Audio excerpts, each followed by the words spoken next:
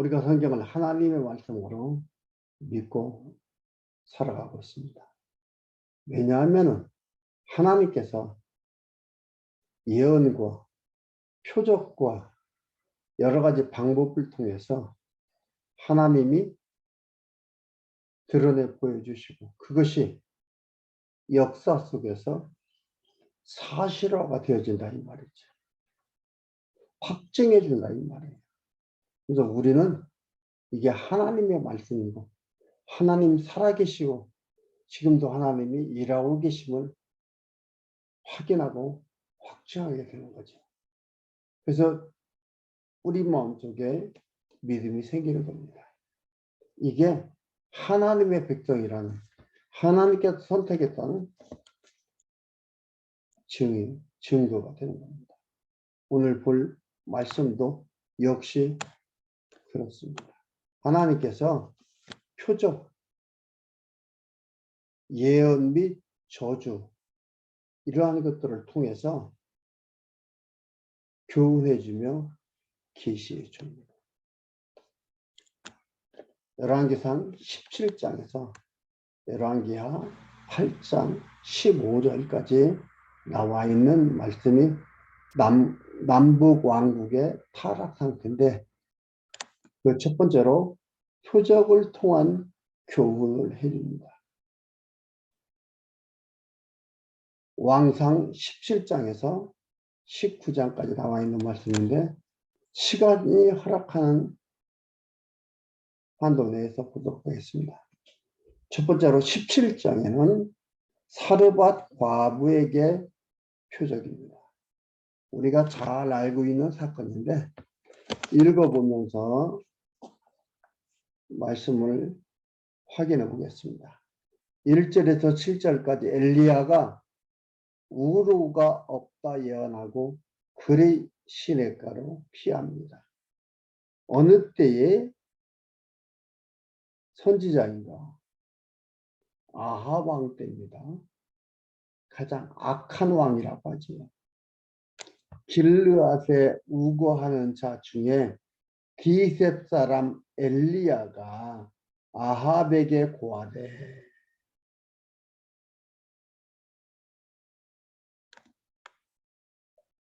아합이 왕이 되었잖아요. 더욱 악한 일을 행하는 아합이 왕이 되었는데 아합에게 고하되 나의 섬기는 이스라엘 하나님 여호와의 사심을 가리켜 맹세하노니 맹세라는 것은 예언한다, 약속한다, 언약한다 이런 뜻입니다.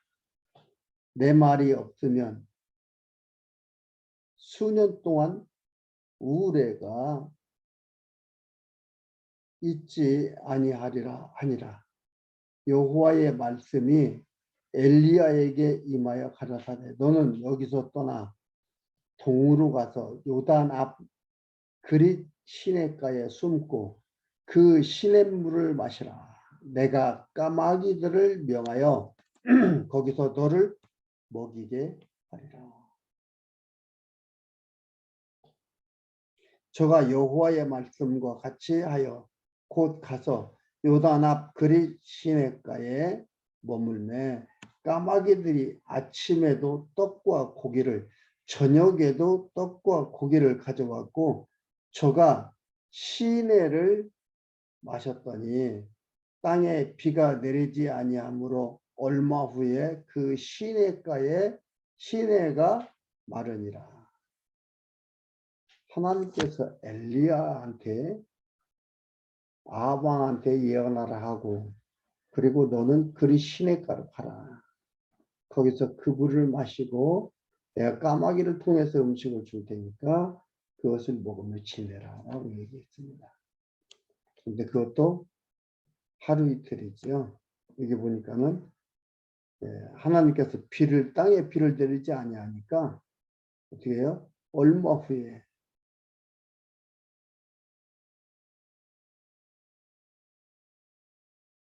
시내가 말랐다. 여러분 계속해서 우리가 다 보고 이제 얘기를 할게요. 그건 뭐 이 부분만 가지고 말할 수 있는 것들은 아닙니다. 8절부터 16절까지가 엘리야가 사르밧 과부에게 접대를 받고 표적을 합니다. 여호와의 말씀이 엘리야에게 임하여 너는 일어나 그릿 시냇가에 있다가 너는 일어나 그랬잖아요.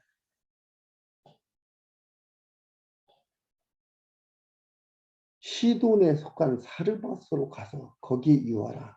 내가 그곳 과부에게 명하여 너를 공개하게 하였느니라. 저가 일어나 사르밧으로 가서 성문에 이를 때에 한 과부가 그곳에서 나무를 가지고 줍는지라. 이에 불러 가로되 청컨대 그릇에 물을 조금 가져다가 나로 마시게 하라. 저가 가지러 갈 때에 엘리야가 저를 불러서 가로되 청컨대 네 손에 떡 한 조각을 내게로 가져오라. 저가 가로되 당신의 하나님 여호와의 사심을 가리켜 맹세하노니 나는 떡이 없고 다만 통에 가루 한 움큼과 병에 기름이 조금 있을 뿐이다. 내가 나무가지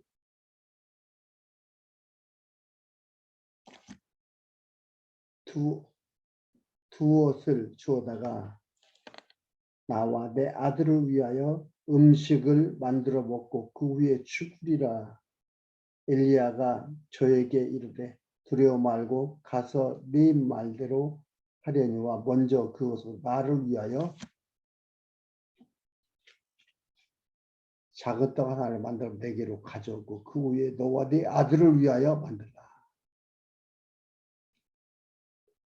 가뭄이 심하고 비를 안 내려서 지금 이제 다 죽게 된 거예요. 그래서 사르밧 과부한테 가니까 뭐라고 했습니까? 나무 주워다가 가루와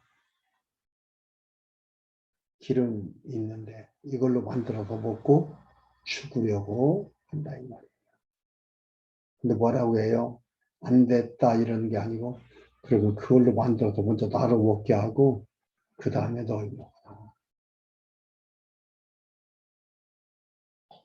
이스라엘 하나님 여호와의 말씀이 나 여호와가 비를 지면에 내리는 날까지 그 통에 가루는 다하지 아니하고 그 병의 기름은 없어지지 아니하리라 하셨느니라. 제가 가서 엘리야의 말대로 하였더니 저와 엘리야 식구가 여러 날을 먹었으나 여호와께서 엘리야로 하신 말씀과 같이 통에 가루가 다하지 아니하고 병의 기름이 없어지지 아니하니라.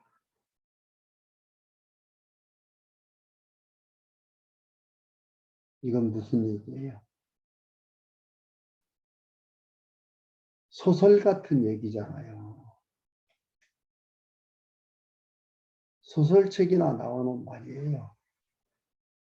이 일을 하나님께서 지금 엘리야를 통해서 예언하게 하시고 그 예언대로 이루어 주시는 거예요. 비가 안 온다고 하고 그 다음에 사르밧 과부의 사건을 가지고 얘기를 합니다. 그리고 또 한 가지 엘리야가 흉후에 죽은 아들을 살려주는 표적을 행합니다. 17절을 봅니다. 2일 후에 그 집 주모 되는 여인의 아들이 병들어 병세가 심히 위중하다가 숨이 끊어진지라. 여인이 엘리야에게 이르되 하나님의 사람이여 당신이 나로 더불어 무슨 상관이 있기로 내 죄를 생각나게 하고 또 내 아들을 죽게 하려고 내게 오셨나이까. 엘리야가 저에게 그 아들을 달라 하여 그를 그 여인 품에서 취하여 안고 자기 거처하는 다락에 올라가서 자기 침상에 누이고 여호와께 부르짖어 가로되 나의 하나님 여호와여 주께서 또 내가 우구하는 집 과부에게 재앙을 내려다 그 아들을 죽게 하셨나이까 하고 그 아이 위에 몸을 3번 펴서 엎드리고 여호와께 부르짖으로되 나의 하나님이 원컨대 이 아이의 혼으로 그 몸으로 돌아오게 하옵소서 하니 여호와께서 엘리야의 소리를 들으시므로 그 아이의 혼이 몸으로 돌아오고 살아난지라.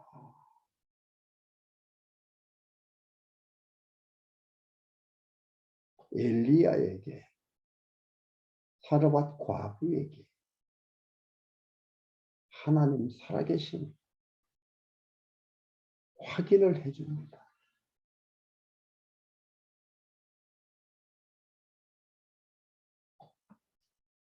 언약하시고 예언하게 하시고 예언대로 이루어 주십니다. 맘대로가 아니지. 왜 이렇게 하시나? 이런 부분, 17장 부분을 보면서 많은 사람들은 비과학적이다. 무슨 소설 쓰고 있느냐? 이렇게 얘기를 합니다. 또 혹자들은 병든 자, 죽은 자를 위해서 저렇게 기도하면 낫고 살아난다 그래서 그걸 흉내내기도 합니다. 그래서 성도들을 혼란 속에 몰아넣기도 하고 속이기도 합니다. 이것은 그것을 얘기하려는 게 아닙니다. 앞에서 말했지만은 하나님 살아계셔서 지금도 일하고 계심을, 우주 자연의 주인이시오, 인간들의 생사의 주인이시오, 하나님 뜻대로 해나가심을, 천지를 창조하시고 주관자이신 주인이심을 확인해 주는 겁니다.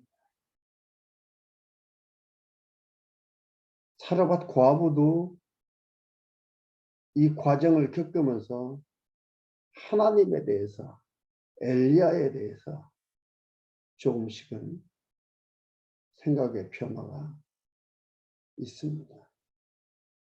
주의 종들을 잘 대접하라고 하려는 내용이 아닙니다. 왜 그럼 이러한 표적들을 하나? 물론 사람들은 각종 자기들의 신들이 있습니다. 우상들이 있어요. 그걸 섬기면서 살아갑니다. 그것에 빌고 별의별 짓을 다 하며 살아갑니다. 그러나 이런 걸 통해서 다른 신들은 죽었다 이 말이에요. 오로지 하나님만 살아계시고 하나님 살아계셔서 역사하고 계심을 드러내 보여주는 그러한 사건입니다. 왜? 그 신은 죽었기 때문에 하나님은 살아계시다는 걸 보여주는 거예요. 이런 걸 보면서 소위 많이 안 나는 자들이 과학을 연구했다는 자들은 비과학적이라고 합니다. 과학이라뇨. 눈에 보이는 걸 말하는 게 과학이에요. 눈에 보이게 해서 이래서 이렇다라고 말하는 게 과학이에요. 그 결론이 아니에요. 결론을 못 짓고 있는 게 과학이에요. 눈에 안 보이면은 없는 거예요. 그러나 눈에 보이는 것은 보이지 않는 것에 의해서 존재하는 겁니다.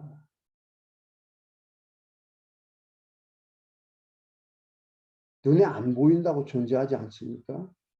존재합니다.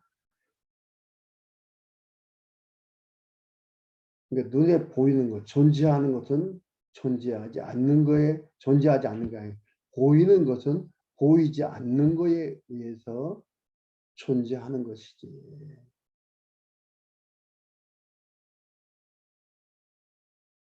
보이지 않으면 존재하지 않는 것은 없습니다. 그러나 과학은 보이지 않는 것을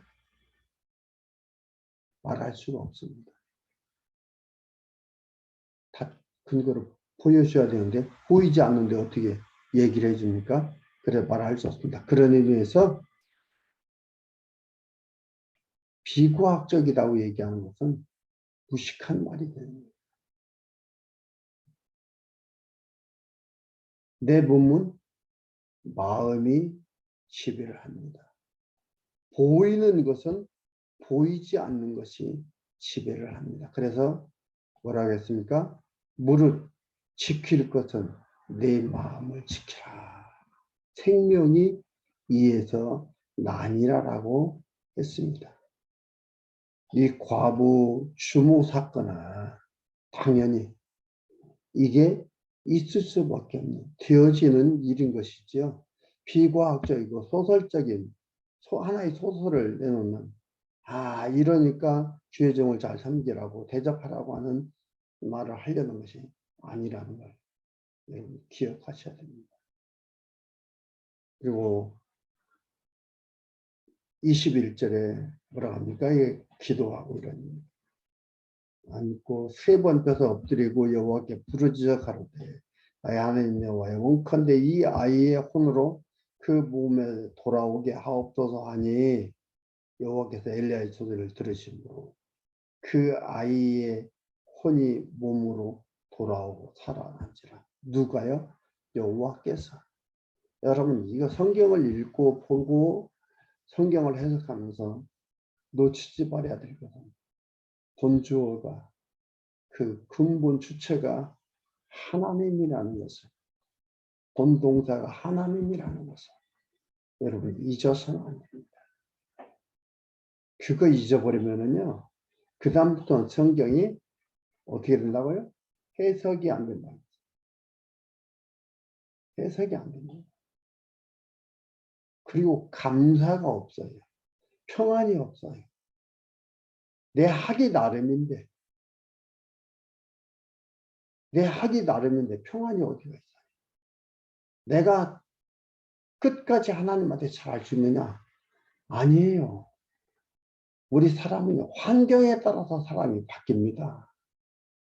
환경에 지배를 받고 살아갑니다. 인간은.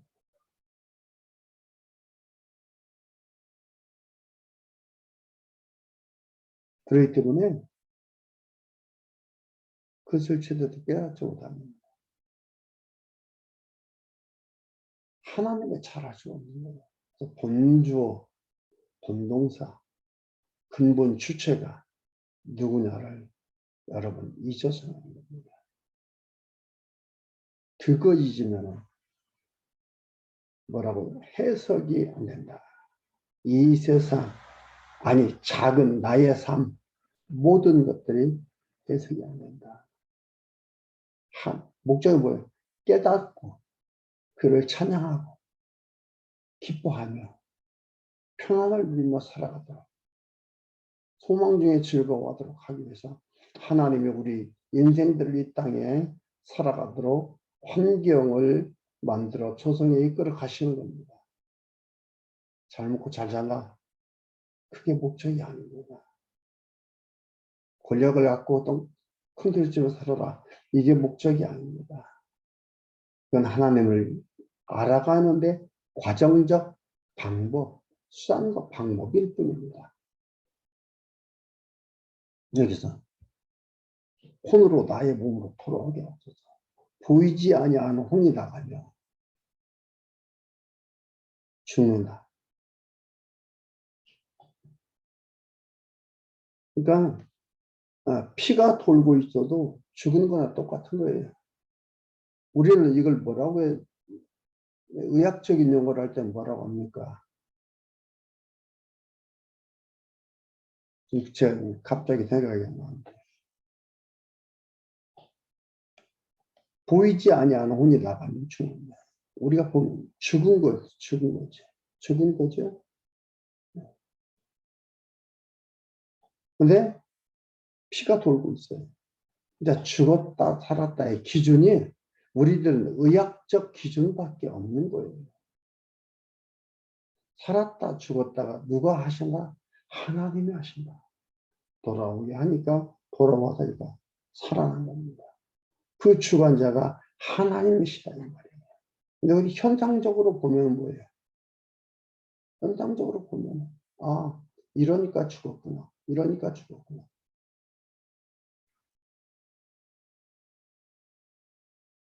성경에는 죽었다는 얘기도 있지만 잠잠다 라고도 표현을 하잖아요.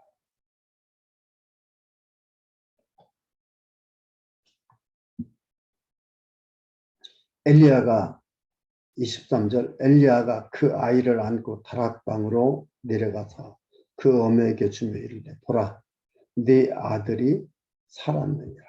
여인이 엘리야에게 이르되 내가 이제야 당신은 하나님의 사람이요 당신의 입에 있는 여호와의 말씀이 진실한 줄 아노라 하니라. 이걸 통해서 이 과부로 여기서 얘기한 대로 엘리야는 하나님이 보면 한 선지자예요. 당신 하나님의 사람이에요. 당신의 입에 있는 여호와의 말씀이 진실한 줄을 이제 알아라 얘기했습니다. 알고 믿게 하기 위해서 보내고 깨닫게 하는 거예요. 여러분 우리가 지금 그 말씀을 알고 깨닫고 믿고 있다는 건 뭐예요? 내가 하나님의 선택받은 백성이라는 증거예요.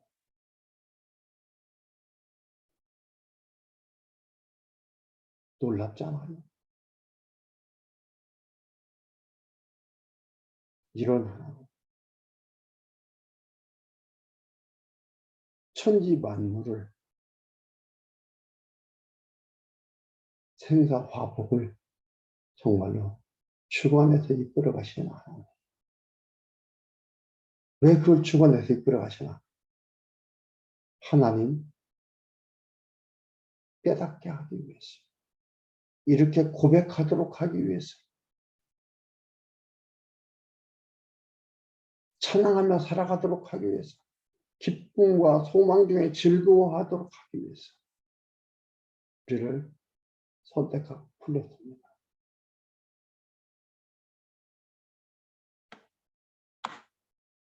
이런 자에 속해 있으되 감사하지. 이런 자의 삶을 살게 해주신 하나님 감사하지. 너무나 고맙고 감사한데 우리는 살면서 주변의 환경에 흔들립니다. 환경 변화에 우리는 걷잡을 수 없이 흔들리고 그 변화에 함몰되어서 하나님을 잊어버리게 됩니다. 그래서 슬픔도, 그래서 눈물도, 그래서 한탄도, 그래서 한숨도, 그래서 원망도, 그래서 스트레스도 오게 됩니다. 그러나 걱정 마세요.